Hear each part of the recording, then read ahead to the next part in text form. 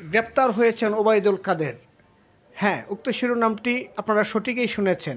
তবে এটা বিভিন্ন সামাজিক যোগাযোগ মাধ্যমে প্রচারিত হলেও এবং উক্ত নিউজটি ভাইরাল হলেও তার সত্যতা এখন পর্যন্ত জানা যায়নি।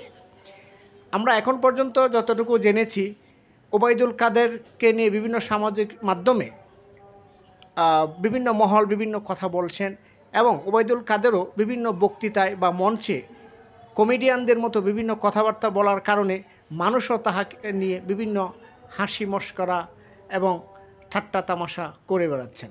যদিও এখন পর্যন্ত ওবায়দুল কাদেরের গ্রেপ্তারের বিষয়টা নিশ্চিত হওয়া যায়নি। কিছু কিছু লোক মনে করছেন ওবায়দুল কাদের সেনাবাহিনীর হেফাজতে রয়েছেন, কেউ বলছেন আইনশৃঙ্খলা বাহিনীর হাতে আটক হয়েছেন, কেউ বলছেন ওইখানে গ্রেপ্তার হয়েছেন, কেউ বলছেন ওইখানে আটক হয়েছেন। এখন পর্যন্ত রিলায়েবল কোনো সত্যতার সন্ধান পাওয়া যায় নাই।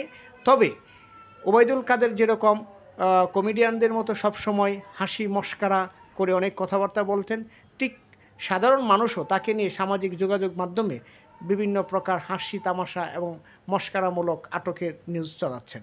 তবে আমরা এখন পর্যন্ত এর সত্যতা নিউজ জানতে পারি নাই। দর্শক বন্ধুরা, আপনারাও অপেক্ষা করুন, সঠিক নিউজ জানা মাত্রই আমরা আপনাদের জানিয়ে দেব।